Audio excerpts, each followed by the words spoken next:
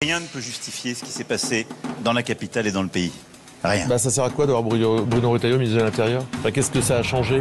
La situation est presque pire même que ce que nous avons connu il y a quelques semaines. Ceux qui pensent qu'il ne s'agit que d'une défaillance de l'aspect sécuritaire, de la réponse sécuritaire, se trompent, comme le Rassemblement national, comme ils trompent, je pense, les Français. Il est quand même assez étonnant en France que le droit de manifester finalement ne puisse pas se passer de manière correcte et dans la tranquillité pour les participants. 95%, je le dis à la louche, de ces participants sont venus avec des intentions pacifiques. Donc je vous le dis, la réponse de l'État sera à la hauteur. Nous poursuivrons, nous punirons, on sera implacable. Les vraies voix Sud Radio.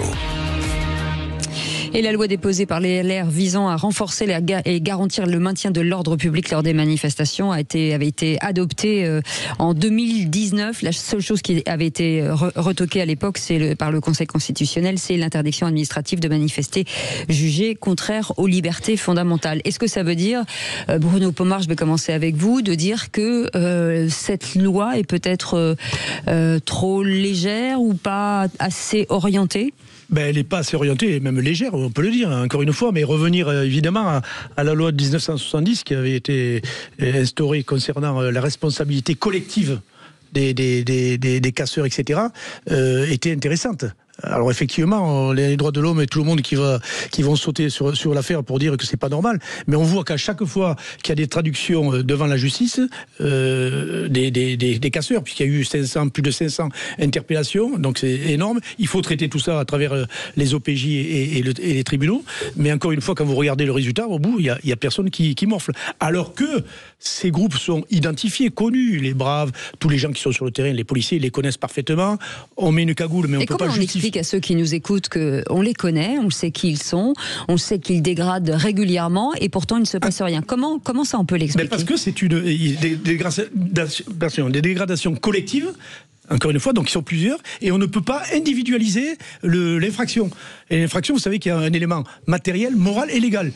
Quand on n'arrive pas à réunir les trois, ça tombe à l'eau, c'est ce qui arrive malheureusement à chacune de ces manifestations. Et ça, c'est un vrai problème. Je pense que quand on chope, on a ce 10 mecs avec des cagoules qui ont cassé, les 10 doivent prendre 2 ans, 3 ans de prison. Point final. Et puis je peux vous assurer qu'à mon sens, il y aurait des résultats, c'est-à-dire ça calmerait les éléments Black Bloc, etc. Ça ferait pas plaisir sûrement à M. Mélenchon, qui les protège et à tous ses affidés, mais en attendant, je pense qu'il y a quelque chose à prendre en considération, parce que les policiers sont dépités, quoi. Ils font un boulot formidable, on l'a vu hier, c'est 80 000 policiers engagés. Il y en aura de moins en moins. Et les mecs vont en garde à vue et puis on les laisse repartir après. C'est pas normal. Non mais je vais peut-être me faire insulter, mais quand même, quand on dit que ceux qui critiquent les juges, c'est pratiquement des nazis, c'est ce qu'on a entendu dans la chronique précédente.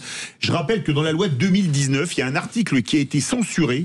C'était celui qui aurait permis à des préfets d'interdire à des individus manifestants une particulière gravité, qui représentait, je cite, une menace d'une particulière gravité, de manifester pendant 1 mois. Ça a été censuré par le Conseil constitutionnel. C'est ce que j'ai dit tout à l'heure. Oui, mais alors je vais reprendre une chose. Vous savez que si vous tapez avec quelqu'un dans un stade de football, de rugby, mais le hooliganisme, c'est plus au foot quand même. Vous pouvez être interdit de stade avec obligation d'aller pointer au commissariat de police, et là, ça n'a posé de problème à personne. Et je dois dire, je le dis franchement, je suis pour qu'on applique ces lois anti-hooligan.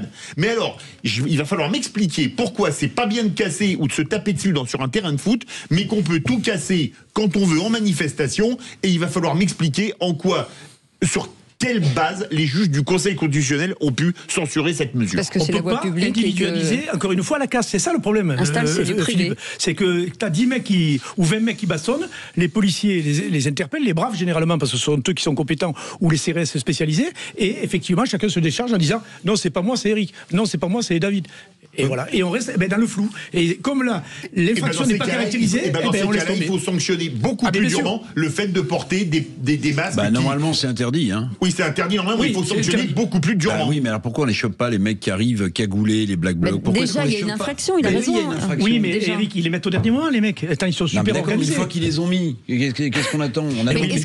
Oui, mais on les interpelle, effectivement. Mais il y a des caméras. Ça ne tient pas juridiquement, tout ça. Malheureusement. Moi, je l'ai vu, je suis allé dans plein de manifs. manif planqués, casquettes, etc., voir comment ça se passait, ben, les policiers sont parfois démunis. Parce que il faut ils sont mélangés à la foule, ils travaillent en groupe très constitué, très organisé, et on n'arrive pas, encore une fois, je vous parle, constituer l'infraction. C'est ça ce qui est difficile. Sinon, ils seraient encristés, les mecs, je vous rassure, moi. J'en suis persuadé. Si les juges n'arrivent pas, l'OPJ n'arrive pas à caractériser l'infraction, eh ben, le juge, il dit au revoir monsieur, merci. Mais on s'adapte bien aux techniques de la cybercriminalité, on s'adapte bien aujourd'hui aux moyens de ce qui se passe. On peut s'adapter aussi au mode opératoire des personnes qu'on a en face de nous et qu'à chaque fois on trouve des solutions. La loi si on reste figé sur la loi, ça ne sortira jamais en fait. Ben, on est dans les libertés, vous savez, dans ce pays. Quand on voit comment on peut utiliser les caméras qu'on a en 3 blocs, va faire voter une loi sur ce sujet-là. On va rigoler, hein, c'est pas fini. Hein. Non mais c'est pas un problème de loi de 3 blocs, c'est un problème Non mais oui, mais c'est un problème de pragmatisme. Oui, mais il n'est pas interdit parce qu'on pense pas que de la même manière que ceux qui sont un peu plus loin sur le banc de l'hémicycle, de réfléchir et de se dire bah là-dessus on va être d'accord. C'est idéologique, Philippe. Désolé, s'il y a 40 à l'ombre, un homme politique que j'aime pas dit il fait chaud, je vais pas mettre une combinaison de ski pour mourir d'hyperthermie. Mais Philippe, c'est idéologique. On regarde encore hier Mélenchon qui dit les Black Blocs ont été sympas, ils ont pas cassé grand-chose, donc rien que ça, tu vois. Et ces gens-là sont pas lui, mais les autres sont à l'Assemblée nationale. Ça représente 75 députés. Oui, mais en attendant, ça suffit pour bloquer une loi. On le voit, on n'arrive à rien faire passer dans ce pays. Donc c'est un véritable sujet, oui, de pouvoir encore une fois identifier et responsabiliser l'individu qui a commis un acte de violence lors d'une manifestation. Mais on en a l'exemple toutes les semaines, tous les mois, lorsqu'il y a des manifs, on regarde les mecs qui prennent un peu de sursis des fois. Bon, mais c'est rien. S'ils prenaient cher, mais à mon avis, ça calmerait beaucoup de monde. Même les ultras qui viennent d'Allemagne et compagnie, ils foutent le bordel en France. Mais vous écoutez en tout cas les témoignages de ceux qui ont subi, ils sont désespérés. Ils se disent que c'est encore eux qui vont, enfin nous tous, qui allons payer. C'est ce que disait tout à l'heure Éric Revel. C'est encore nous qui allons payer. Donc à un moment donné, il va bien falloir trouver des solutions pour que ceux qui cassent payent, ce qui était le cas avant. Tu payes, hein, Gabriel Attal. Regardez à Hélène Boucher hier, le lycée. Moi je suis allé en scooter, je me suis mis en retrait, j'ai regardé. Le mec qui monte sur le capot de la voiture de police, à moitié cagoulé, etc. Ouais. Qu'est-ce qu'il a fait? Il est monté toute vie et hop, il est reparti dans le groupe. En même temps, je vous cache pas, les amis, que les policiers essaient de faire un maximum de discernement pour éviter l'affrontement à tout prix. Parce que c'est là où c'est difficile, l'équation pour nos policiers qui sont... on peut en parler autour de la table, nous, facilement là, mais quand tu es dans l'action, c'est pas évident de dire est-ce qu'on interpelle tout, est-ce que le mec, on lui met la claque salvatrice, comme on dit. Il faut faire attention à tout parce qu'il y a des caméras. Donc c'est très compliqué, croyez-moi, pour les forces de l'ordre. Merci.